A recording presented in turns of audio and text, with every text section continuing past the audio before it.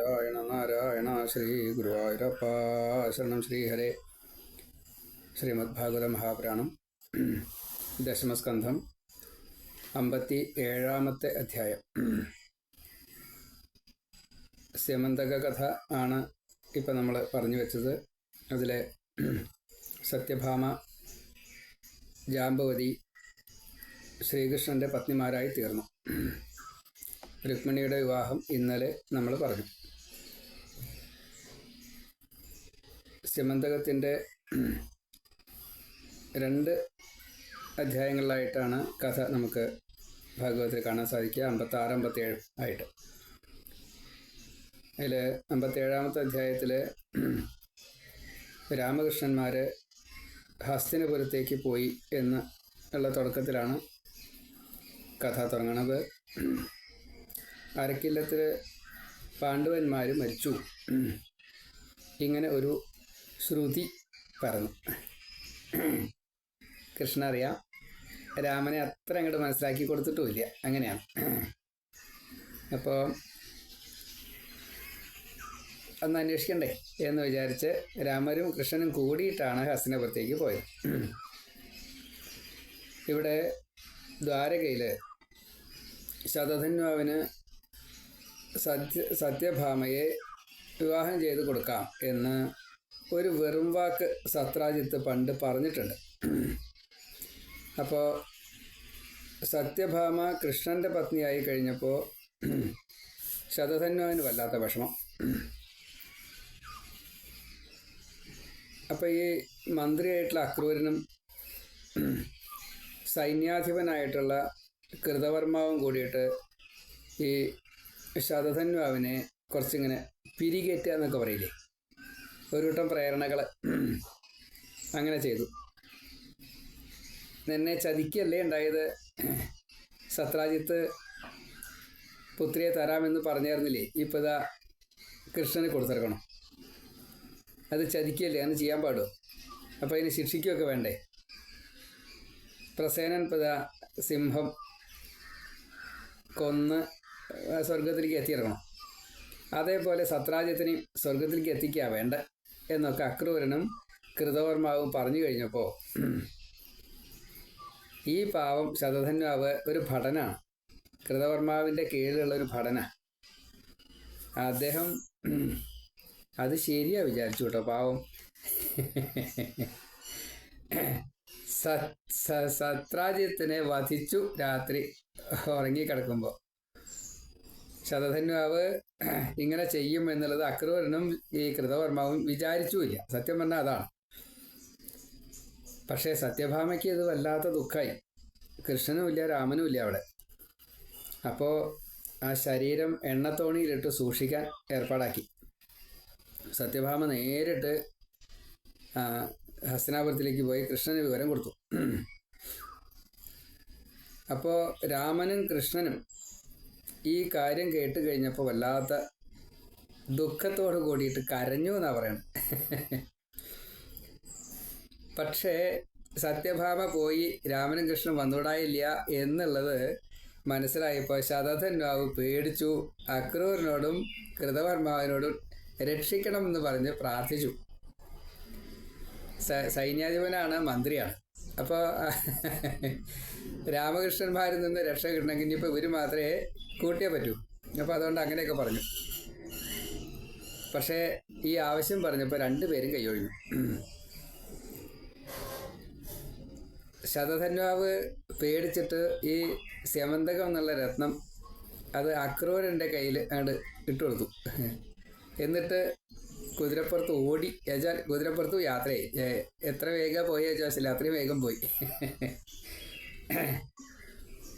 അപ്പോൾ കൃഷ്ണൻ്റെ ഓരോ മഹത്വത്തെ അവിടെ പ്രത്യേകമായിട്ടൊന്നിങ്ങനെ പറയുകയാണ്. ബാലലീല കാണിച്ചത്, അസുരവധങ്ങൾ ചെയ്തത്, ഗോവർദ്ധനോദ്ധാരണം ചെയ്തത്, കംസവധം ചെയ്തത്, മല്ലവധം, കുവലയാപീഠത്തിൻ്റെ മരണം, ഓരോന്നായിട്ട് ഈ അക്രൂരൻ കൃഷ്ണമഹിമയെ ഓർത്തു. എന്നിട്ട് ശതധന്വാവിനോട് പറഞ്ഞു, രക്ഷപ്പെടാൻ വേറെ വല്ല മാർഗവും ആലോചിച്ചോളൂ, എളുപ്പമല്ല, ഞങ്ങളെ കൊണ്ട് കൂട്ടിയേ പറ്റില്ല കേട്ടോ. അങ്ങനെയാണ് കുതിരപ്പുറത്ത് യാത്ര ചെയ്തത്. അവിടുന്ന് ഓടി. അപ്പോൾ ശതധന്വാവിൻ്റെ പിന്നാലെ ഈ കാര്യങ്ങളൊക്കെ മനസ്സിലായപ്പോൾ കൃഷ്ണനും രാമനും കൂടിയിട്ട് പിന്നാലെ ചെന്നു. ശതധന്വാവിനെ കണ്ടു. ശതധന്വാവിനെ വധിക്കുകയും ചെയ്തു. കാരണം ഭാര്യയുടെ അച്ഛനെ കൊന്നയാൾക്ക് പിന്നെ ശിക്ഷ ഇല്ലാണ്ട് പറ്റില്ല, അതുകൊണ്ട് അത് ചെയ്തു. പക്ഷെ മണി കിട്ടിയില്ല. അപ്പോഴേക്കും മിഥിലയുടെ അടുത്ത് എത്താറായിരുന്നു. അത്ര ദൂരം ഓടി, മിടുക്കനാട്ടോ. അപ്പോൾ സ്യമന്തകമണി കിട്ടാത്തതുകൊണ്ട് രാമനാകൊരു സംശയം, കൃഷ്ണ എനിക്കിപ്പോൾ കൃഷ്ണനെ അത്ര വിശ്വാസമില്ല, ബലേ അങ്ങനെ തന്നെയാണ് വേണ്ട കേട്ടോ ഏട്ടാ. ഇനി മണി എവിടെയാണ് കൊണ്ട് ഒളിപ്പിച്ചെന്ന്? മണി കൈ കിട്ടിയതിൻ്റെ ശേഷം, ഇനി അഥവാ കയ്യിൽ കിട്ടിയിട്ടില്ല എന്ന് കൂട്ടുക, മണി കിട്ടിയതിൻ്റെ ശേഷം എന്നെ വിവരം അറിയിച്ചോളൂ. അപ്പം ഞാൻ വരാം. എനിക്ക് മിഥില രാജാവിനെ കണ്ടിട്ട് കുറച്ച് കാര്യങ്ങളൊക്കെ ഉണ്ട്. അപ്പോൾ മിഥിലയിലേക്ക് പോവുകയാണ് എന്ന് പറഞ്ഞു. അപ്പോൾ അവിടെ ബഹുലാശ രാജാവ് ഭരിച്ചുകൊണ്ടിരിക്കുകയാണ്. ബലരാമനും ബഹുലാശ രാജാവും തമ്മിൽ നല്ല സുഹൃത്തുക്കളാണ്. കൃഷ്ണനെ സ്വതേ വളരെയധികം ബഹുമാനത്തോട് കൂടിയിട്ട്, അതുപോലെ ഈശ്വരൻ എന്നുള്ള നിലയ്ക്കും ബഹുലാശ രാജാവ് എപ്പോഴും സേവിച്ചു കൊണ്ടിരിക്കുകയാണ്. അപ്പോൾ രാമനെ കണ്ടു കഴിഞ്ഞാൽ വലിയ സന്തോഷത്തോട് കൂടിയിട്ടാണ് സ്വീകരിക്കുക. അങ്ങനെ ബലരാമൻ അവിടെ ചെന്നുകൂടി. അപ്പോൾ ബലരാമൻ അവിടെ എത്തിയിട്ടുണ്ട് എന്ന് മനസ്സിലായപ്പോൾ ശകുനി ദുര്യോധനോട് പറഞ്ഞു, അതെ ഭീമനെ ജയിക്കുന്ന വെച്ചാൽ ഇപ്പം നമ്മൾ പഠിച്ച വിദ്യ പോരാ. ബലരാമൻ ഈ ഗദായുദ്ധത്തിൽ വളരെ കേമനാണ്. ബലരാമൻ്റെ ആയുധം കലപ്പയും ഒലയ്ക്കുകയൊക്കെയാണ്. പക്ഷെ അതുകൊണ്ട് കാര്യമില്ല. ഗദായുദ്ധത്തിൽ മിടുക്കൻ ഇന്ന് ബലരാമൻ മാത്രമേ ഉള്ളൂ. അതുകൊണ്ട് അവിടെ പോയിട്ട് വിദ്യ പഠിച്ചോളൂ എന്ന് ഏർപ്പാടാക്കി മിഥിലയിൽ ചെന്നു. ഈ ബലരാമൻ്റെ അടുത്ത് 2-3 കൊല്ലം. ശകുനി നല്ല മിടുക്കനാണ്. കാരണം ബലരാമൻ്റെ ഒരു അനുഗ്രഹം ഉണ്ടായാലേ കൃഷ്ണനെ എന്തെങ്കിലും പറഞ്ഞ് യുദ്ധത്തിൽ പെടുത്താതിരിക്കുകയെ, അല്ലെങ്കിൽ ഭീമനെ വധിക്കുന്ന സമയത്ത് കൃഷ്ണൻ കൂടെ നിന്ന് വെച്ചാൽ ബലരാമനെ കൊണ്ട് തടുക്കാനോ ഒക്കെ പറ്റുള്ളൂ. അത് കണക്കാക്കിക്കൊണ്ടാണ് ഈ സൂത്രമൊക്കെ ചെയ്തത്. ബലരാമൻ പക്ഷേ ഈ പക്ഷഭേദം ഇല്ലാത്തതുകൊണ്ട് ദുര്യോധനെ നല്ലോണം പഠിപ്പിച്ചു. യുദ്ധരംഗത്ത് ദുര്യോധനെ വെല്ലാൻ സ്വതേ ആരുമില്ല. ഈ കുരുത്തക്കെടും ചീത്തബുദ്ധിയും കാരണം കൊണ്ടാണ് സ്വതേ ഇങ്ങനെയൊക്കെ വരാനുള്ള കാരണം. അതല്ലാച്ച ദുര്യോധനൻ സ്വതേ നല്ല യുദ്ധമാണ്. ബലരാമൻ്റെ ശിക്ഷണം കൂടി ആയപ്പോൾ പറയും വേണ്ട. അപ്പോൾ ഗദായുദ്ധത്തിൽ PhD സംശയമില്ല. എന്തുകൊണ്ട് ഗദായുദ്ധം ഈ ദുര്യോധനനെ ബലരാമൻ പഠിപ്പിച്ചു? അതായത് പ്രളയത്തിന് അനന്തഭഗവാന്റെ ഭണത്തിലുള്ള അഗ്നി ഉപയോഗിച്ചുകൊണ്ടാണ് മഹാദേവൻ ആത്യന്തിക പ്രളയം പോലും ചെയ്യാറ്. അപ്പോൾ ഇവിടെ ഭൂമിയുടെ ഭാരം തീർക്കാൻ വേണ്ടിയിട്ടാണ് രാമനും കൃഷ്ണനും അവതരിച്ചത്. അപ്പോൾ കൃഷ്ണൻ്റെ സഹായം ഇല്ലാതെ കണ്ട് ഇതും പൂർത്തിയാവില്ല. അവിടെ യുഗപ്രഭാവനായിട്ട് കലിയുഗം ആണ് ഈ ദുര്യോധനൻ്റെ അവതാരം. ദുര്യോധന സ്വതേ കലിയാണ്. അപ്പോൾ കലി നല്ലോണം വേണ്ട രീതിയിൽ ശക്തി പ്രാപിച്ചാൽ മാത്രമേ ഈ പ്രളയം എന്നുള്ളത് യുഗത്തിന് അവസാനം ഒരു ഇതുണ്ട്. ദ്വാപരയുഗം കഴിഞ്ഞിട്ട് കലി വരികയാണ് വേണ്ടത്. അപ്പോൾ ആ ഒരു യുഗത്തിൻ്റെ അവസാനം എന്നുള്ള നിലയ്ക്ക് അത് വേണം. അതിന് കാരണക്കാരനായതാണ് ബലരാമൻ. അങ്ങനെ ബലരാമൻ അവിടെ കൂടി. കൃഷ്ണൻ ദ്വാരയ്ക്ക് മടങ്ങി. സ്യമന്തകം കിട്ടിയില്ല.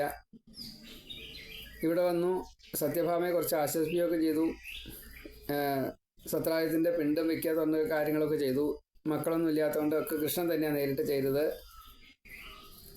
അപ്പം അങ്ങനെ അക്രൂരനും കൃതവർമാവും ഈ കൃഷ്ണൻ മടങ്ങി വരുന്നത് കാക്കാതെ കണ്ട് സ്യമന്തകരത്നവും കൊണ്ടിട്ട് പോയി കാശിയിലേക്ക്. കാശി അക്രൂരൻ്റെ അമ്മാത്താണ്, അമ്മയുടെ ഗൃഹമാണ്. അക്രൂരൻ്റെ അച്ഛൻ സ്വഫൽക്കൻ അനവധി ദിവ്യമായിട്ടുള്ള ചില ഗുണങ്ങളൊക്കെ ഉണ്ട്. ഉപാസന കൊണ്ട് കിട്ടിയതാ. അദ്ദേഹമുള്ള സ്ഥലത്ത് മഴ പെയ്യും. പ്രകൃതി, കാലാവസ്ഥ, ഋതുക്കൾ ഒക്കെ വേണ്ട രീതിയിൽ അതാത് സമയത്ത് വേണ്ടതുപോലെയൊക്കെ ഉണ്ടാവും. അപ്പം അതുകൊണ്ട് കാശിയിൽ മഴ ഇല്ലാത്തൊരു സമയത്ത് ശുഭൽക്കനെ ഇവിടുന്ന് അങ്ങോട്ട് കൊണ്ടുപോയിട്ട് അവിടെ ചില പൂജയും യാഗവും ഒക്കെ ചെയ്ത് കഴിഞ്ഞപ്പോൾ അവിടെ മഴയൊക്കെ പെയ്ത് കാശി രാജാവിന് വലിയ സന്തോഷമായി. അപ്പോൾ അദ്ദേഹത്തിൻ്റെ മകള് ഗാന്ധിനി അത് ശുഭൽക്കന് കല്യാണം കഴിച്ചു കൊടുത്തു. അതിലുണ്ടായ ഉണ്ണിയാണ് ഈ അക്രൂര്. അപ്പോൾ അക്രൂരിനും ശുഭൽക്കനും എവിടെയാണോ ഉള്ളത് അവിടെ ഋതുക്കളൊക്കെ സ്വതേ നന്നാവും.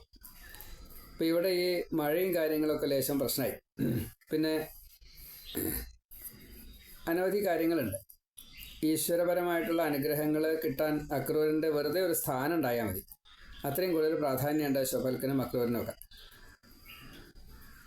ഇവർ രണ്ടുപേരും കൂടി അക്രൂരനും കൃതവർമാവും കൂടിയിട്ട് പോയി കഴിഞ്ഞപ്പോൾ ഇവിടെ മഴ കുറവ്, ചില പ്രകൃതിക്ക് ചില വ്യത്യാസങ്ങൾ, ആകെ കൂടി ഒരു സുഖല്യായ, ഇങ്ങനെയൊക്കെ കണ്ടു.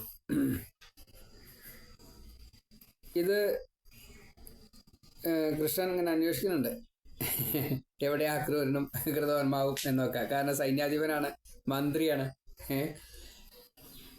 അപ്പോഴേക്കും ആൾക്കാരും ഇതൊക്കെ ഇങ്ങനെ പറയാൻ തുടങ്ങി, ഇവരെവിടേക്കാണ് പോയത് ഈ സമയത്ത്, മഴ ശരിയല്ല, കാലാവസ്ഥ ശരിയല്ല. ഇവിടെ വെച്ചാൽ സത്യഭാമ മരിച്ചുള്ള ദുഃഖത്തിലാണ് കൃഷ്ണനും. അങ്ങനെ അന്വേഷിക്കാൻ തീരുമാനമായപ്പോൾ കാശിയിലത്തെ അവസ്ഥ എന്താ വെച്ചാൽ അവിടെ അക്രൂരിന് ധാരാളമായിട്ട് ധനം കിട്ടി. ഈ മണി കയ്യിലുണ്ടാവുകൊണ്ട് അക്രൂരിന് ധനത്തിനോട് ഒട്ടും താല്പര്യമില്ല. അപ്പോൾ അത് കാശി വിശ്വനാഥൻ്റെ ക്ഷേത്രം നേരാക്കാനും കാശി പട്ടണം നന്നാക്കാനും കാശി രാജാവിനും അങ്ങനെയല്ല, ജനങ്ങൾക്കൊക്കെ ധാരാളം സ്വർണം ദാനം ചെയ്ത് അവിടെ സ്വർണമയമായി തീർന്നു. വളരെയധികം കാശിയുടെ പെരുമ എല്ലാവരാലും അറിയപ്പെട്ടു. കാശിയിലേക്ക് അനവധി ആൾക്കാർ തീർത്ഥാടനത്തിനൊക്കെ പോയിട്ട് തിരിച്ചു വരുമ്പോൾ അങ്ങനെയൊക്കെയുള്ള ഏതായാലും ഈ വലിയ വലിയ പെരുമ, ധനത്തിൻ്റെ ആധിക്യം, സ്വർണത്തിൻ്റെ ആധിക്യം, ഇതൊക്കെ കാശിയിൽ ഉണ്ട് എന്ന് പെട്ടെന്നുണ്ടായതാണ് എന്നും അതൊക്കെ പരന്നു, ലോകം മുഴുവൻ പരന്നു. ദ്വാരകയിലാണെന്ന് വെച്ചാലോ ദുർനിമിത്തങ്ങളാണെന്ന് വെച്ചാൽ ധാരാളം, മഴയില്ല തുടങ്ങിയുള്ള കാര്യങ്ങൾ. മുത്തശ്ശന്മാരൊക്കെ ശുഭൽക്കനും അക്രൂരനും ഇവിടെ നിന്ന് ഇല്ല തോന്നുന്നുണ്ട്, അതുകൊണ്ടാണ് ഇങ്ങനെയൊക്കെ സംഭവിക്കുന്നത് എന്നൊക്കെ ഇങ്ങനെ പറയണുണ്ട്. രോഗം, അകാല മരണം ഇങ്ങനെയുള്ളതൊക്കെ ഉണ്ടാവും. ദ്വാരകയിലായതുകൊണ്ട് അതൊന്നും ഉണ്ടായില്ല എന്ന് മാത്രമേ ഉള്ളൂ. ഏതായാലും ഈ എന്തൊക്കെ ദുർനിമിത്തങ്ങൾ ശരിയല്ല, അപ്പോൾ അതുകൊണ്ടൊന്ന് അന്വേഷിക്കണം എന്ന നിലയ്ക്ക് കൃഷ്ണൻ കാശിയിലേക്ക് ആളെ വിട്ടു ഇത് അന്വേഷിക്കാൻ വേണ്ടിയിട്ട്. അവിടെ ചെന്നപ്പോൾ രണ്ടുപേരെയും ദൂതന്മാർ കണ്ടു, പിടിച്ചു കൊണ്ടുവന്നപ്പോൾ അക്രൂരൻ മണി പഴന്തുണിയിൽ പൊതിഞ്ഞിട്ട് ആരും കാണാതെ കണ്ട്, എന്നാൽ തന്നെ അതിൻ്റെ പ്രഭ പുറത്തേക്ക് വരും കേട്ടോ. ഏതായാലും ഇവിടെ കൊണ്ടുവന്നു. സഭയിൽ ഈ സുധർമ്മ എന്നുള്ള സഭയാണ്. ആ സഭയിൽ എല്ലാവരും കാണിച്ചാൽ തന്നെ ഈ രത്നം പുറത്തേക്ക് വെച്ച് ഉണ്ടായ സംഭവങ്ങൾ മുഴുവനെ അക്രൂരൻ കുറച്ച് കരഞ്ഞുകൊണ്ട് തന്നെ വിസ്തരിച്ചു. താൻ തെറ്റുകാരനല്ല, ഇത് ചെയ്തത് ശതധന്വാവാണ്. എൻ്റെ കയ്യിൽ ഈ മണി തന്നു കഴിഞ്ഞപ്പോൾ ഞാനിത് എന്താ ചെയ്യേണ്ടതെന്ന് പേടിച്ചിട്ടാണ് അമ്മാതിക്ക് പോയത്. അപ്പോൾ ഇവിടെ ഉണ്ടായിട്ടുള്ള സംഭവങ്ങൾക്ക് വല്ലാത്തൊരു പ്രയാസം തോന്നുന്നുണ്ട്. ഞാൻ എന്താ മാപ്പ് പറയണം, എന്നെ ശിക്ഷിക്കരുത്, മണി സ്വീകരിക്കണം എന്ന് കൃഷ്ണൻ്റെ കാല് പിടിച്ച്. ചെറിയച്ഛനാണെങ്കിലും അവിടെ കീഴ്പ്പെട്ടു. അപ്പോൾ എല്ലാവർക്കും കാര്യങ്ങളൊക്കെ മനസ്സിലായി. അതായത് മണി കൃഷ്ണൻ കട്ടതല്ല, ദ്വാരകയിലേക്ക് ഈ മണി വരികയും ചെയ്തു. അപ്പോൾ കാശി ഇത്രയും കേമായി എങ്കിൽ കൃഷ്ണൻ പറഞ്ഞു, ഈ മണി രാമനെയും കൂടി ബോധ്യപ്പെടുത്തണമല്ലോ. രാമേട്ടനെ വിളിച്ചു വരുത്തി കാര്യങ്ങളൊക്കെ മനസ്സിലാക്കിച്ചു. ഞാനല്ലാട്ടോ ഏട്ടാ തെറ്റുകാരൻ എന്നൊക്കെ പറഞ്ഞു. മണി ഭണ്ഡാരത്തിൽ വെക്കണോ, അങ്ങനെയാണല്ലോ നേരത്തെ പറഞ്ഞത്, അതോ അക്രൂരിന് കൊടുക്കണോ എന്നായി സംശയം. കൃഷ്ണ സംശയം ഉണ്ടായിരുന്നില്ല. കൃഷ്ണൻ പറഞ്ഞു, അക്രൂരപ്പാ ഇത് അങ്ങ് തന്നെ സൂക്ഷിക്കണം, എങ്ങനെയാണോ പൂജിക്കണമെന്ന് വെച്ചാൽ അതേപോലെയൊക്കെ പൂജിക്കുക. കിട്ടണ ധനമൊക്കെ കാശിയിലാവണ്ട, അത് ഇവിടെ മതി, അമ്മാത്ത് കൊടുത്തണ്ട, ഇവിടെ മതി, ഇല്ലത്ത് കൊടുക്കുക. അങ്ങനെ ഇല്ലത്ത് ഗംഭീരായി എന്നാണ്. ദ്വാരകയിൽ ഈ മണിയുടെ പ്രഭാവം അവിടെ ഒന്നും ഉണ്ടാവില്ല. അതായത് നെഗറ്റീവ്സ് ഒന്നും ഉണ്ടാവില്ല, പോസിറ്റീവ്സ് ഒക്കെ വർദ്ധിച്ച് വരികയും ചെയ്യും. അകാല മരണം തൊട്ടുള്ള കാര്യങ്ങൾ സ്വതേ ദ്വാരകയിലില്ല. എങ്കിലും ഈ ധനത്തിൻ്റെ ആധിക്യം തന്നെ അത് ഐശ്വര്യമായിട്ടും ശ്രീയായിട്ടും സമ്പത്തായിട്ടും വേണ്ടത് വേണ്ടപ്പോൾ ഋതുക്കളായാലും പലതും പലതുമൊക്കെ ദേഹസുഖം, മനസ്സുഖം, ഈശ്വരാനുഗ്രഹം ഇതൊക്കെ അക്രൂരൻ്റെ ഈ സ്യമന്തക മണി പൂജ കൊണ്ട് സാധിച്ചു എന്നതാണ്. അപ്പം ഇങ്ങനെ സ്യമന്തക മണി തിരിച്ചു വന്നതായിട്ടുള്ള കഥ ആരാണോ കേൾക്കുന്നത്, സ്യമന്തക ഹർത്താവേ എന്ന് കൃഷ്ണനെ വിളിച്ചിട്ട്, കൃഷ്ണ എനിക്ക് ഇങ്ങനെ ഒരു ദുര്യശസ് വന്നിട്ടുണ്ട്, അതൊന്ന് തീർത്തു തരണേ എന്ന് പ്രാർത്ഥിച്ചാൽ എന്തെങ്കിലും തരത്തിൽപ്പെട്ടതായിട്ടുള്ള ദുര്യശസ് ഉണ്ടെങ്കിൽ അതൊക്കെ തീർന്നു കിട്ടും എന്ന് അതിൻ്റെ ഫലശ്രുതി. അതിനുശേഷം പിന്നെ ശ്രീ ശുഖബ്രഹ്മർഷി പരീക്ഷത്തിനോട് പറയണത് 5 കല്യാണം വീണ്ടും കൃഷ്ണൻ കഴിച്ചതാണ്. കാളിന്തി, മിത്രവിന്ദ, സത്യ, ഭദ്ര, ലക്ഷ്മണ. ലക്ഷണ എന്നുണ്ട്, ലക്ഷ്മണ എന്നുണ്ട്. രണ്ടായാലും കുഴപ്പമില്ല എന്നാണ് ആചാര്യന്മാർ പറയാറ്. പാണ്ഡവര് അരക്കല്ലത്തുനിന്ന് രക്ഷപ്പെട്ടു. പാഞ്ചാലിയെ വേട്ടു. ധൃതരാഷ്ട്ര ഈ കാര്യമൊക്കെ അറിഞ്ഞു. പാണ്ഡവരെ വിളിച്ചു വരുത്തി. പകുതി രാജ്യം കൊടുത്തു. അവിടെ ഇന്ദ്രപ്രസ്ഥം എന്നുള്ള ഒരു പട്ടണത്തിൽ പാണ്ഡവര് രാജസൂയൊക്കെ നടത്തി വളരെ കേമായിട്ട്. അങ്ങനെ ശ്രീകൃഷ്ണൻ സാത്വികം ഒക്കെ കൂടിയിട്ട് പാണ്ഡവരെ കാണാൻ വേണ്ടിയിട്ട് ചെല്ലുകയാണ്. അപ്പോൾ കൃഷ്ണൻ എല്ലാവരും സ്വീകരിച്ചു, നമസ്കാരം പറഞ്ഞു, ആലിംഗനം ചെയ്തു. അങ്ങനെയില്ല, വേണ്ട രീതിയിൽ കുശല പ്രശ്നങ്ങളോ എന്തൊക്കെയാ വെച്ചാൽ അതൊക്കെ.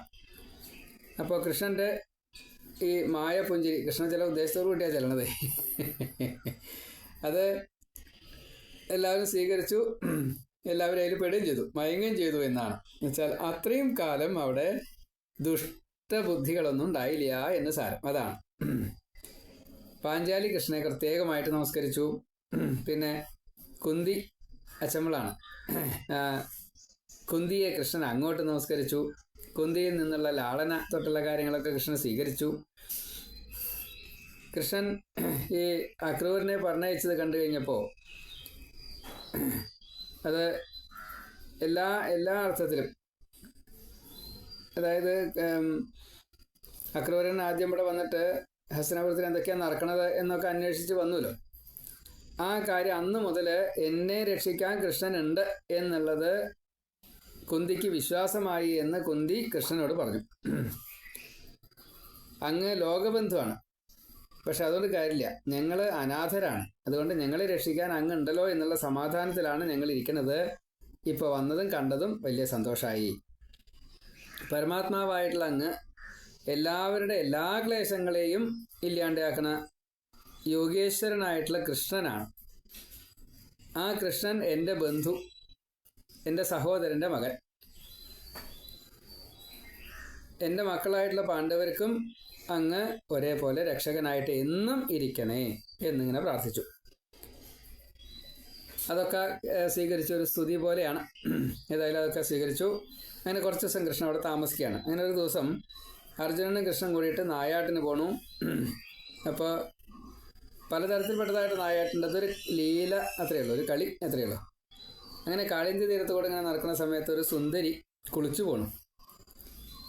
അപ്പോൾ അർജുനൻ ആണ് കണ്ടത്. അർജുനൻ ചോദിച്ചു, ആരാ, അവിടുന്ന് ആരാന്നൊക്കെ ചോദിച്ചു. അപ്പോൾ ഞാൻ സൂര്യപുത്രിയാണ്, കാളിന്തി എന്നാണ് പേര്. കൃഷ്ണനെ വിവാഹം കഴിക്കാൻ വേണ്ടിയിട്ട് കാളിന്തിയുടെ ഒരു ഹൃദമുണ്ട്, ഒരു കയം. അതിൻ്റെ അടിയിൽ ഞാൻ ഭഗവാനെ വിഷ്ണുവിനെ തപസ് ചെയ്തുകൊണ്ടിരിക്കുകയാണ്.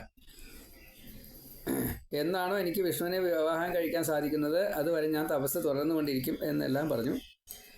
അപ്പോൾ ഈ വിവരങ്ങളൊക്കെ അർജുനൻ കൃഷ്ണനോട് ചെന്ന് പറഞ്ഞു. ആയിക്കോട്ടെ, എന്നാൽ കൊണ്ടുപോവാ എന്ന് പറഞ്ഞ് കൂടെ കൊണ്ടുവന്നു. അങ്ങനെ കൃഷ്ണൻ ഈ കാളിന്തിയെ വിവാഹം കഴിച്ചു.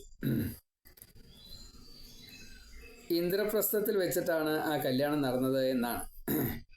അതിനുശേഷം കൃഷ്ണൻ ഈ ഇന്ദ്രപ്രസ്ഥം ഈ പാണ്ഡവർക്ക് കിട്ടാനുള്ളൊരു കാരണം, കൃഷ്ണൻ പറഞ്ഞിട്ട് മയൻ നിർമ്മിച്ചു കൊടുത്തതായിട്ടുള്ള ഈ ഇന്ദ്രപ്രസ്ഥം അത് ചില പ്രത്യേക ഉദ്ദേശത്തോടു കൂടിയിട്ടാണ് മായ ചേർത്തുകൊണ്ട് മയനാൽ നിർമ്മിക്കപ്പെട്ടത്. അത് കൃഷ്ണൻ്റെ ചില ലക്ഷ്യമാണ്. അവിടെ പാണ്ഡവർക്ക് വിരോധം ആരെങ്കിലും ചെയ്യുകയാണെങ്കിൽ ആ മനസ്സോട് കൂടിയിട്ട് വന്നു കഴിഞ്ഞാൽ അവര് അബദ്ധത്തിൽ ചാടും. പാണ്ഡവർക്ക് നല്ലത് വരട്ടെ എന്ന ശുഭകാംക്ഷികളാണ് വെച്ചാൽ അവർക്ക് പലതും നന്നായിട്ടും വരും. ഇങ്ങനെയൊക്കെ ചില സൂത്രങ്ങൾ അതിൽ ഒളിപ്പിച്ചിട്ടുണ്ട്. അങ്ങനെയാണ് ഈ സ്ഥലജല ഭ്രാന്തൊക്കെ വന്ന് ദുര്യോധനൻ വെള്ളത്തിൽ വീഴാനും പാഞ്ചാലിയും ഭീമനും ഒക്കെ ചിരിക്കാനും പിന്നെ ഭാരത യുദ്ധത്തിനുള്ള കാരണം ഒക്കെ ആയത് നമുക്ക് കുറച്ച് കഴിഞ്ഞാൽ അത് പിന്നീട് പറയും. അതേപോലെ ഖാണ്ഡവ വനം, അത് അഗ്നിക്ക് ദീപനം ഇല്ലാണ്ട് ഈ ദഹിക്കാതെ കണ്ട് കുറച്ച് പ്രശ്നങ്ങളായി. അപ്പോൾ ഖാണ്ഡവനം കത്തിച്ചാലെയാണ് അത് ഭക്ഷിച്ചാലെയാണ് ഈ രോഗം മാറുള്ളൂ എന്ന് വിധിച്ചു അശ്വിനി കുമാരന്മാർ, ദേവവൈദ്യന്മാർ. അപ്പോൾ അതിനനുസരിച്ചുള്ള ഒരു ഏർപ്പാട് അർജുനനാണ് പിന്നെ ചെയ്തു കൊടുത്തത്. അപ്പോൾ അതിൽ ഈ ചില ഒഴിവാക്കലുകളുണ്ട്. എല്ലാം കൊണ്ട് കത്തിയില്ല. അപ്പോൾ ആ എല്ലാം കത്തിക്കാത്തത് കൊണ്ട് മയൻ്റെ ചില ഇതൊക്കെ ഉണ്ട്. അപ്പോൾ അത് സന്തോഷിച്ചിട്ടാണ് മയൻ ഈ പ്രീതനായത്. അതേപോലെ അഗ്നി ഭഗവാൻ പ്രീതനായി, ഇന്ദ്രൻ പ്രീതനായി. അങ്ങനെ ഈ ഇന്ദ്രപ്രസ്ഥം ഉണ്ടാക്കി കൊടുത്തു എന്നതാണ് കഥ. ഈ ഖാണ്ഡവനം കത്തിക്കണ സമയത്ത് മയൻ അവിടെ ഉണ്ടായിരുന്നു. മയനെ അന്ന് രക്ഷിച്ചു. അതുകൊണ്ടാണ് ഇന്ദ്രപ്രസ്ഥം ഉണ്ടാക്കി കൊടുത്തതെന്നെല്ലാം ഒരു കഥയുണ്ട്. ഏതായാലും ഈ ഇന്ദ്രപ്രസ്ഥത്തിൽ വെച്ചിട്ടാണ് പിന്നീട് രാജസൂയാദി കാര്യങ്ങളൊക്കെ വിസ്തരിച്ച് നടന്നെന്നുള്ളതാണ്. അത് മുഴുവനെ സ്വന്തമാക്കുകയാണ് ഉണ്ടായത്. പിന്നീടുള്ള കള്ളച്ചൂത് വഴി ഹസ്തിനാപുരത്തിലേക്ക് ക്ഷണിച്ച് വരുത്തിയിട്ട് ശകുനിയും ദുര്യോധനും കൂടിയിട്ട് കള്ളച്ചൂത് കളിച്ച് കൃഷ്ണനില്ലാത്ത സമയത്ത് ഇന്ദ്രപ്രസ്ഥം കൂടിയും സ്വന്താക്കി ദുര്യോധനാദികൾ. ഈ സമയത്ത് ഇന്ദ്രൻ വളരെയധികം സന്തോഷിച്ചുകൊണ്ട് അനവധി അനുഗ്രഹങ്ങൾ കൊടുത്തു. പിന്നെ പകുതി രാജ്യം എന്താ പറയുക, അർദ്ധാസനം കൊടുക്കുക, അങ്ങനെയൊക്കെ ഇന്ദ്രൻ അർജുനന് വേണ്ടിയിട്ട് ചെയ്തു കൊടുത്തിട്ടൊക്കെ ഉണ്ട്. അതേപോലെ അഗ്നി ഈ സന്തോഷം കൊണ്ട് ഗാണ്ഡീവം കൊടുത്തു, 2 ആവനാഴി കൊടുത്തു, കവചം, തേര്, കുതിര, ഇങ്ങനെയൊക്കെ പലതും കൊടുത്തിട്ടുണ്ട്. അതേപോലെ തന്നെ ഇന്ദ്രനെ പോലും യുദ്ധത്തിൽ ഈ അർജുനൻ ജയിച്ചിട്ടുണ്ട്. ദേവന്മാരെ ജയിക്കുക എന്നൊന്നുണ്ടായിട്ടുണ്ട്. അതും ഇതൊക്കെ ഈ കഥയുമായിട്ട് ബന്ധപ്പെട്ട് കിടക്കുകയാണ്. അതൊക്കെ അർജുനൻ്റെ വീര്യത്തെ കാണിക്കാൻ വേണ്ടിയിട്ടും അവിടെയൊക്കെ പറഞ്ഞിട്ടുണ്ട്. അത് മഹാഭാരതത്തിലുള്ള കഥകളാണ്. ഇവിടെ സൂചന മാത്രമേ ഉള്ളൂ, പ്രത്യേകിച്ചൊന്നും പറഞ്ഞിട്ടില്ല. അങ്ങനെ അവിടെ നിന്ന് കാളിന്തിയെ കൊണ്ടുവന്ന് വിവാഹം ചെയ്തു. അവന്തി രാജപുത്രിയായിട്ടുള്ള മിത്രവിന്ദയെ കൊണ്ടുവന്ന് വിവാഹം ചെയ്തു കൃഷ്ണൻ. പിന്നെ അച്ഛൻ പറഞ്ഞിട്ട് ഈ മിത്രവിന്ദയെ വേട്ടു എന്നാണ്. വസുദേവരുടെ സഹോദരി പുത്രിയാണ്. രുക്മിണി കല്യാണം പോലെ ഒരു രാക്ഷസവിധി പ്രകാരം വിവാഹം ചെയ്തു എന്നാണ്. പിന്നെ കോസലത്തിൽ നഗ്നജിത്തിൻ്റെ ഭാര്യ, നഗ്നജിത്തിൻ്റെ പുത്രി സത്യ മൂക്കയിലിടാത്തുള്ള 7 കാളകളെ ഒരേപോലെ ഭഗവാൻ ചെന്ന് കീഴ്പ്പെടുത്തി. അതൊരു പന്തയമായിരുന്നു. അപ്പോൾ ആ പന്തയം സ്വതേ കൃഷ്ണൻ അവിടെ ചെന്ന് കഴിഞ്ഞപ്പോൾ, പന്തയത്തിൽ പങ്കെടുക്കാനാണ് ചെന്നത്, ആളെ കണ്ടു കഴിഞ്ഞപ്പോൾ തന്നെ സത്യയെ വിവാഹം കഴിച്ചു കൊടുക്കണമെന്ന് നഗ്നജിത്തിന് തോന്നി. ഭഗവാനോട് പ്രാർത്ഥിച്ചു, തൊഴുത് നമസ്കരിച്ചുകൊണ്ട്, അങ്ങ് എൻ്റെ മകളെ വിവാഹം കഴിക്കണം. ഞാൻ ഇപ്പം ഇങ്ങനെ ഒരു വ്യവസ്ഥ വെച്ചത് കൊണ്ട് അത് നടത്തിയിട്ട് എൻ്റെ വാക്ക് സത്യമാക്കിയിട്ട് അങ്ങ് അത് ചെയ്യണം എന്നെല്ലാം പ്രാർത്ഥിച്ചു എന്നാണ്. ഏതായാലും അതൊക്കെ ചെയ്തു, സത്യയെ വിവാഹം ചെയ്തു. അതിനുശേഷം സത്യയെ വിവാഹം ചെയ്യാൻ വേണ്ടി ആഗ്രഹിച്ചതായിട്ടുള്ള കുറേ രാജാക്കന്മാർ യുദ്ധത്തിന് വന്നു. അവരെയൊക്കെ അർജുനൻ തോൽപ്പിച്ച് ഓടിച്ചു. വസുദേവരുടെ സഹോദരി പുത്രിയായിട്ടുള്ള ഭദ്ര ശ്രുതകീർത്തി, അത് ആ കുട്ടിയാണ് വസുദേവരെ പറഞ്ഞിട്ട് ഭഗവാൻ വേലി അയച്ചത്. പിന്നെ മദ്ര രാജകുമാരി ലക്ഷണയെ ഇതേപോലെ ലക്ഷ്യം ഭേദിച്ചുകൊണ്ടും വിവാഹം ചെയ്തു ആ കഥകൾ നമ്മൾ നേരത്തെ വിസ്തരിച്ച് പറഞ്ഞു. അതിനുശേഷം നരകാസുരനെ വധിച്ച് 16,000 സ്ത്രീകളെ ഭഗവാൻ രക്ഷിക്കാൻ വേണ്ടിയിട്ട് വിവാഹം അല്ലാണ്ട് വേറെ മാർഗമില്ലാത്തതുകൊണ്ട് വിവാഹം ചെയ്തു. അപ്പോൾ ആ കഥയൊന്ന് പറയണമെന്ന് പറഞ്ഞു. നരകാസുരൻ്റെ തടവറയിൽ 16,000 സ്ത്രീകളെ കൊണ്ടുപോയിട്ടിട്ടുണ്ട് എന്നാണ്, കന്യകമാരെ. അത് നരകാസുരൻ വരാഹഭൂമി സുതൻ, വരാഹരൂപിയായിട്ടുള്ള ഭഗവാന് ഈ ഹിരണ്യാക്ഷ വധത്തിന് വേണ്ടിയിട്ട് ശ്രമിക്കുന്ന സമയത്ത് രസാതലത്തിൽ നിന്ന് ഭൂമിയെ കൊണ്ടുവരുമ്പോൾ തേറ്റയുടെ മുകളിലിരുന്ന് ഭൂമി ഒന്ന് പേടിച്ചു എന്നും ആലിംഗനം ചെയ്തു എന്നും അതിലുണ്ടായതാണ് ഈ നരകാസുരൻ എന്നും.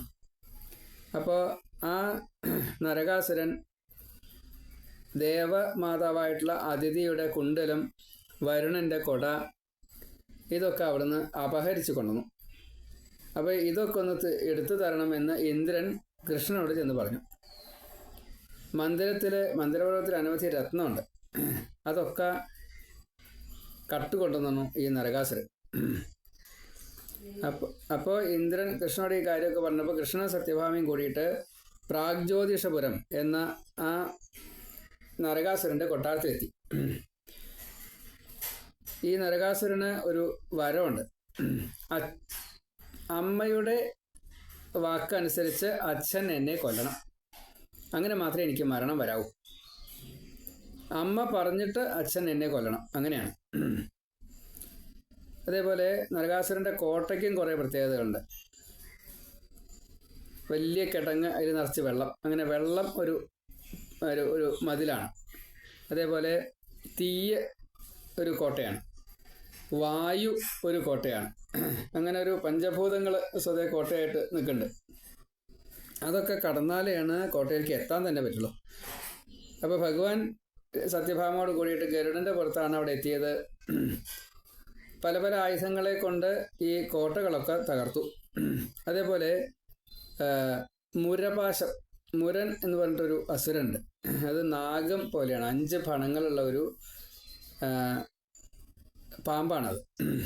ആ പാമ്പിനെ ഈ നന്ദകം എന്ന വിദ്യാധരം എന്ന വാളുകൊണ്ട് ഭഗവാൻ അതിനെ മുറിച്ചു, 5 തലയും വെട്ടി മുരാസുരനെ വധിച്ചു. മുരാരി എന്ന് ഭഗവാന് പേരുണ്ടായി. അതുപോലെ സുദർശന ചക്രം കൊണ്ട് ഈ മുരനെയും വധിച്ചു.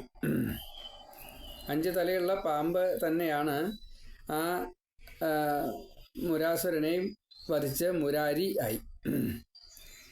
സുദർശന ചക്രം കൊണ്ടെന്നും പറയുന്നുണ്ട്, നന്ദകം എന്ന വാളുകൊണ്ടെന്നും പറയുന്നുണ്ട്. ഏതായാലും മുരൻ്റെ പാശം വാളുകൊണ്ട് വെട്ടിയെന്നും മുറിച്ചു എന്നും മുരനെ സുദർശന ചക്രം കൊണ്ടും വധിച്ചു എന്നും നമുക്ക് സങ്കല്പിക്കാം. ഏതായാലും മുരൻ്റെ മക്കൾ, അപ്പോൾ താമ്രൻ തൊട്ടുള്ള ഈ അരുണൻ വരെയുള്ള 8 കുട്ടികളുണ്ട്. അവർ ഈ ഭഗവാനായിട്ട് യുദ്ധം ചെയ്തു.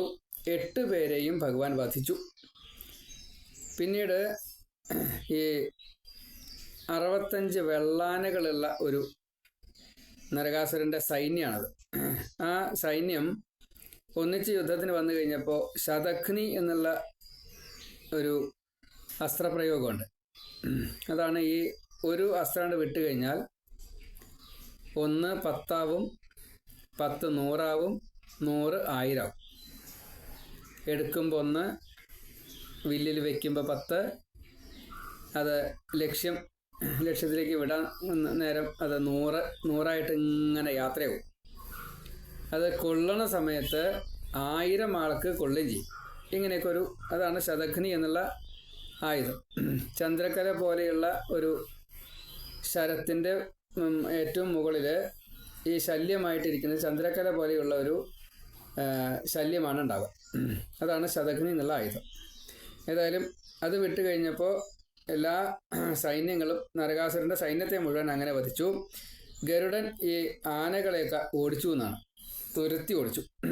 നരകാസുരൻ ഒറ്റയ്ക്കായി. കൃഷ്ണനുമായിട്ട് നേരിട്ട് യുദ്ധം. അമോഘാസ്ത്രങ്ങൾ പലതും പ്രയോഗിച്ചു. എന്നുവെച്ചാൽ അത്രയും കേമനാണ് നരകാസുരൻ. അങ്ങനെ ഭഗവാൻ ഒരിക്കൽ തോറ്റു എന്ന് കാണിച്ചു, എന്നാലാണ് അത് ശരിയാവുള്ളൂ. അതുകൊണ്ടാ. അപ്പോൾ ഗരുഡൻ്റെ മേല് ഈ അമോഘാസ്ത്രമായിട്ടുള്ള വേല് സുബ്രഹ്മണ്യൻ നിന്ന് കിട്ടിയതാ. അത് കൊടുത്തു. അത് തൊടുത്തു കഴിഞ്ഞപ്പോൾ ഗരുഡൻ പോലും എന്താ പറയുക, വല്ലാത്തൊരവസ്ഥയിലെത്തി. അങ്ങനെ ഗരുഡൻ പക്ഷേ ഭഗവാന്റെ അനുഗ്രഹം കൊണ്ട്, ഭഗവാന്റെ സഹായം കൊണ്ട് അതിനെയും ജയിച്ചു, അല്ലെങ്കിൽ ഈ അമോഘാസ്ത്രത്തെ നിർവീര്യാക്കി. പിന്നെ ഭഗവാൻ തോറ്റതായിട്ടുള്ള ആ സമയത്ത് സത്യഭാമയ്ക്ക് കുറച്ച് വിഷമായി. ഈ നരകാസുരനെ അങ്ങ് വധിക്കുക തന്നെ വേണം, അല്ലെങ്കിൽ അത് എനിക്കും ചീത്തപ്പേരാണ് എന്നൊക്കെ പറഞ്ഞുകൊണ്ട് ഭഗവാനോട് പറഞ്ഞു, കൃഷ്ണ വേഗം തന്നെ നരകാസുരനെ വധിക്കൂ എന്ന് പറഞ്ഞു. അപ്പോൾ സ്തുതിക്കുകയൊക്കെ ചെയ്തു. അതായത് മകനാണ്, സത്യഭാമയ്ക്ക് അറിയില്ല, കൃഷ്ണനെ അറിയുകയും ചെയ്യാം, പറയാനും പാകില്ല. ഏതായാലും വധിക്കാൻ വേണ്ടി പറഞ്ഞു കഴിഞ്ഞപ്പോൾ നരകാസുരനെ വധിക്കുകയും ചെയ്തു. അപ്പോഴേക്കും ഈ അതിഥിക്ക് കൊണ്ടു കൊടുക്കേണ്ടതായിട്ടുള്ള ഈ മറ്റേ കുണ്ടലങ്ങൾ, അതിഥിയുടെ കുണ്ടലങ്ങൾ, അതേപോലെ വരുണൻ്റെ വെൺകൊറ്റക്കൊട, മന്ദിരത്തിലെ രത്നം, ഇതൊക്കെ ദ്വാരകയിലേക്ക് കൊണ്ടുപോകാൻ പറ്റില്ല. അതെല്ലാം ഇന്ദ്രൻ്റെ അവിടുത്തെയാണ്. അപ്പോൾ സ്വർഗത്തിലേക്ക് കൊണ്ടുകൊടുക്കണം. അപ്പോൾ അതിന് വേണ്ടിയിട്ട് തേരിൽ അങ്കടി യാത്ര ചെയ്യും. ഇതെല്ലാം അവിടെ കൊണ്ടുപോയിട്ട് കൊടുത്തു. അപ്പോഴേക്കും ഭൂമിദേവി വന്നിട്ട് ഒരു വൈജയന്തി മാലയൊക്കെ കൃഷ്ണന് സമ്മാനമായിട്ട് സമർപ്പിച്ചു. അതിനുശേഷം നന്നായിട്ട് ഭൂമിദേവി സ്തുതിക്കുകയാണ്. സത്യഭാമ തന്നെയാണ് ഭൂമി, പക്ഷേ അത് സത്യഭാമയ്ക്ക് അറിയില്ല. സത്യഭാമ ഈശ്വരഭാവം ഒട്ടും കാണിച്ചിട്ടില്ല, മനുഷ്യഭാവത്തിലാണ്. ഭൂമി സ്തുതിക്കുകയാണ്, ദേവദേവ ഭക്ത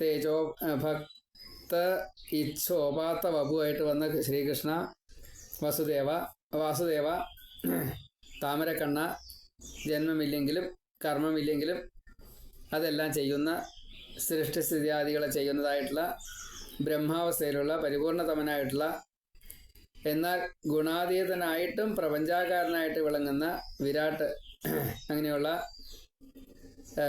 മായാതീതൻ, അതേപോലെ തത്വാധീതൻ, ഋഷികേശൻ, ഇങ്ങനെ അനവധി വിശേഷണങ്ങൾ ഒരു സഹസ്രനാമസ്തുതി പോലെയാണ്. കുറച്ചേ പറഞ്ഞുള്ളൂ എന്ന് മാത്രമേ ഉള്ളൂ. അങ്ങ് ഭഗവാനായുള്ള എന്നെ രക്ഷിക്കണേ. ഏതായാലും എൻ്റെ ഈ മകനായിട്ടുള്ള നരകാസുരൻ, ആ നരകാസുരൻ്റെ പുത്രനായിട്ടുള്ള ഭഗദത്തനെ അങ്ങ് രക്ഷിക്കണം. ഭഗദത്തൻ അസുരനാണെങ്കിലും ഭൂമിയുടെ അനുഗ്രഹമൊക്കെ ഉണ്ടായതുകൊണ്ട് കൃഷ്ണൻ്റെയും അനുഗ്രഹം ഉണ്ടായിട്ടുണ്ട്. അതേപോലെ അനവധി ധാരാളം ഈ ദേവന്മാരാൽ കൊടുക്കപ്പെട്ടതായിട്ടുള്ള അമോഘ അസ്ത്രങ്ങൾ കുറേയുണ്ട്. അതൊക്കെ അച്ഛനിൽ നിന്നും മകനും കിട്ടിയിട്ടുണ്ട്. ഭഗദത്തൻ്റെ ആയുധത്തേക്ക് ഭഗവാൻ ഈ കുരുപാണ്ഡവ യുദ്ധത്തിൽ നിർവീര്യാക്കുന്നുണ്ട്. ഭഗദത്തൻ്റെ ആയുധം അമോഘങ്ങളാണ്. അത് ഭഗവാൻ അല്ലാതെ കൊണ്ട് വേറെ ഒരാൾക്കും അതിനെ തടുക്കാൻ സാധിക്കില്ല. ഭഗവാന്റെ തന്നെ മകനാണ്, പേരക്കുട്ടനാണ്. അത് ദുര്യോധന പക്ഷത്താണ് നിൽക്കുക, അസുരഭാവം ആയതുകൊണ്ടേ. അങ്ങനെ ആ ഭഗദത്തനെ ഭൂമിദേവി പറഞ്ഞിട്ട് പ്രാഗ്ജ്യോതിഷപുരത്തിലെ രാജാവാക്കി. എന്നിട്ട് ഭഗദത്തനെ കൊണ്ട് ഈ കാരാഗ്രഹമല്ല, അന്തഃപുരം തുറന്നു. 16,100 രാജകുമാരിമാരെ സ്വതന്ത്രരാക്കി. അപ്പോൾ അവരെല്ലാവരും കൂടിയിട്ട് കരഞ്ഞു, ഭഗവാനെ അങ്ങല്ലാതെ കൊണ്ട് ഞങ്ങൾക്ക് ഇനി ഒരു ഭർത്താവിനെ കിട്ടില്ല, മറ്റൊരാൾ ഞങ്ങളെ ഇനി സ്വീകരിക്കില്ല. അന്യഗേഹവാസം നടത്തിയ ഒരു കന്യകയെ ഒരു പുരുഷനും സ്വീകരിക്കില്ല. അതുകൊണ്ട് അങ്ങ് ഞങ്ങളെ രക്ഷിക്കണം എന്ന് പറഞ്ഞു. വിവാഹം കഴിക്കണം, ഭർത്താവാകണം എന്ന് പറഞ്ഞു. അപ്പോൾ ഭഗവാൻ അത് സ്വീകരിച്ചുകൊണ്ട് അവരെ രക്ഷിക്കുകയാണ് ഉണ്ടായത്. അവരെ 16,000 കൊട്ടാരങ്ങളിലാക്കിയിട്ട് 16,000 രൂപം സ്വീകരിച്ചുകൊണ്ട് ഒരേ മുഹൂർത്തത്തിൽ ഒരേ സമയത്ത് വിവാഹം കഴിച്ചു. വിവിധങ്ങളായിട്ടുള്ള ഭാവഹാവാദികളാണ് ഈ 16,000 പേർക്കും ഭഗവാൻ ചെയ്തു കൊടുത്തത് എന്ന് പ്രത്യേകം പറയുന്നുണ്ട്.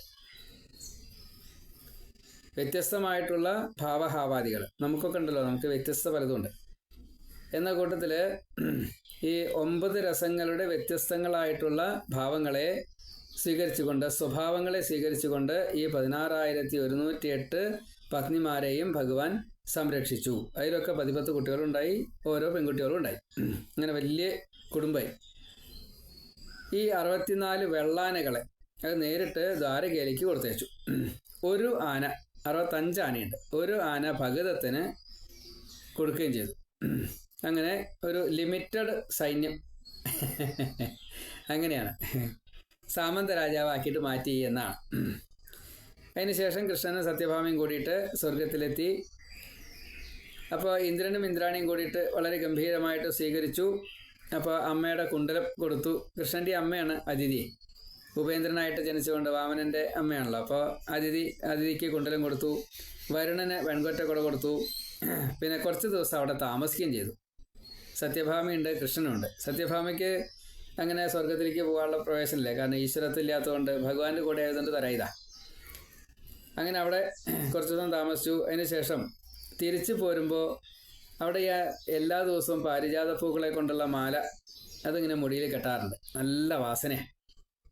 അപ്പോൾ ഭൂമിക്കൊരു മോഹം, സത്യഭാമയ്ക്കൊരു മോഹം, ഇത് നമ്മുടെ വീട്ടിൽ കൊണ്ടുപോയിട്ട് വളർത്തിയാൽ വല്ല കുഴപ്പമുണ്ടാവുമോ കൃഷ്ണ, നമുക്കൊരു കൊമ്പ് കൊണ്ടുപോയാലോ എന്ന് ചോദിച്ചു. തേരിൽ കയറി ഇങ്ങോട്ട് പോരുകയാണ്. അപ്പോൾ ഇനി ഇന്ദ്രനോട് അനുവാദം ചോദിക്കാൻ നിന്നില്ല ഭഗവാൻ. എന്നാ പൊട്ടിക്കുക എന്ന് പറഞ്ഞ് പൊട്ടിച്ചു. പൊട്ടിച്ചതിന് കൃഷ്ണനാണോ സത്യഭാമയാണോ നിശ്ചയില്ല. ഏതായാലും പൊട്ടിച്ചോട് കൂടിയിട്ട് ഇന്ദ്രാണി ഇത് കണ്ടു. അതാ ഇന്ദ്ര അതാ കൃഷ്ണൻ ഈ പാരിജാത കൊമ്പ് കൊണ്ടുപോകണ്ട കേട്ടോ, അത് ഭൂമിയിൽ വെക്കാൻ പാടില്ലാത്തതാണ്. അപ്പോൾ ഇന്ദ്രാണി പറഞ്ഞിട്ട് ഇന്ദ്രൻ യുദ്ധത്തിന് ചെന്നു കൃഷ്ണനോട്, ഇത് കൊണ്ടുപോകാൻ പാടില്ല. അപ്പോൾ കൃഷ്ണൻ ഇന്ദ്രനെ തോൽപ്പിച്ചു, പാരിജാതം ഇങ്ങോട്ട് കൊണ്ടുവരികയും ചെയ്തു. എന്നിട്ട് സത്യഭാമയുടെ പറമ്പിൻ്റെ അതിരിൽ അങ്ങോട്ട് കൊണ്ടുപോയിട്ട് മറ്റേ കുത്തിയിട്ടു, കുഴിച്ചിട്ടു. എന്നുവെച്ചാൽ അല്ലെങ്കിൽ കൊമ്പ് കുത്തുക എന്നാണല്ലോ പറയുന്നത്, ഇത് കൊമ്പാണ് പാരിജാതം. ഏതായാലും കൊമ്പ് കുഴിച്ചിട്ടപ്പോൾ അത് വളർന്നു. സത്യഭാമയുടെ തൊട്ട് ഗൃഹമാണ് രുക്മിണിയുടെ ഗൃഹം. ഈ കൊമ്പ് മുഴുവൻ അങ്ങോട്ടാണ് വളർന്നത്, ഇങ്ങോട്ട് സത്യഭാമയുടെ അടുത്തേക്കല്ല വളർന്നത്, അത് രുക്മിണിയുടെ അവിടേക്കാണ് വളർന്നത്. എന്തായാലും വളർന്നു, പൂക്കളൊക്കെ അവിടെ. അപ്പോൾ രാവിലെ ആയാൽ ഈ പൂവ് പറക്കാൻ വേണ്ടിയിട്ട് സത്യഭാമ രുക്മിണിയുടെ കൊട്ടാരത്തിലേക്ക് മുറ്റത്തേക്ക് ചെല്ലും. എന്നിട്ട് അവിടുന്ന് പൂവൊക്കെ പറക്കിയിട്ടാണ്, അപ്പോൾ രുക്മിണിക്കും കൊടുക്കും, ഇവിടെ കൃഷ്ണനും സത്യഭാമയ്ക്കും ഒക്കെ നല്ല വാസനയാണ്. അതൊരു സ്ഥിരം. അപ്പോൾ അവർ തമ്മിൽ നല്ല ലോകിയായി, ഈ പാരിജാതം കാരണം. ഏതായാലും ഇന്ദ്രൻ്റെ ഈ ഒരു ചീത്ത പ്രവൃത്തിയെക്കുറിച്ച് ശ്രീശുഖബ്രഹ്മർഷി പരീക്ഷിത്തിനോട് പറയാണ്. ഇന്ദ്രന് കൂട്ടിയാൽ പറ്റാത്ത കാര്യങ്ങളാണ് കൃഷ്ണൻ ചെയ്തു കൊടുത്തത്. മന്ദരപർവ്വതത്തിലെ ഈ സ്വർണ്ണ ഖനി ആയാലും ശരി, രത്നങ്ങൾ ഒക്കെ എല്ലാം ഉണ്ട്, അതൊക്കെ തിരിച്ചു കിട്ടി. പിന്നെ വെൺകൊറ്റക്കൊട വരുണൻ്റെ അത് കിട്ടി. നരകാസുരനെ വധിച്ചു. അതിഥിയുടെ കുണ്ടലങ്ങൾ തിരിച്ചു കൊണ്ടുവന്ന് കൊടുത്തു. തനിക്ക് പറ്റാത്ത കാര്യം ചെയ്ത ഈ ഈശ്വരനെ ഈ ഭാര്യ പറഞ്ഞിട്ട് എതിർക്കാൻ നിന്നപ്പോഴോ, യുദ്ധം ചെയ്തപ്പോഴോ, എന്നിട്ട് തോൽക്കുകയും ചെയ്തു.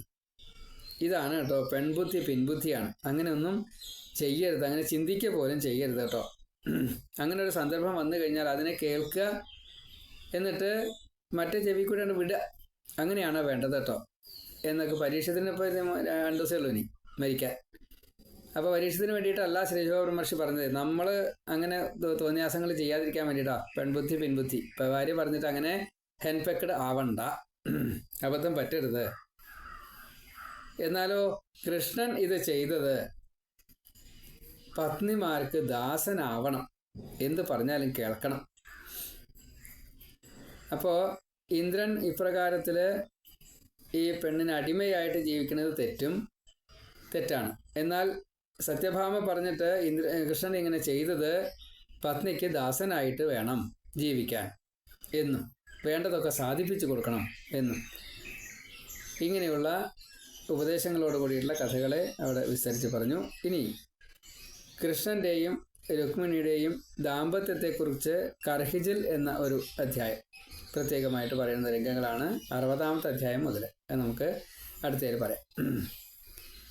സർവത്ര ഗോവിന്ദനാമ സങ്കീർത്തനം. ഗോവിന്ദ ഗോവിന്ദ, നാരായണ നാരായണ നാരായണ.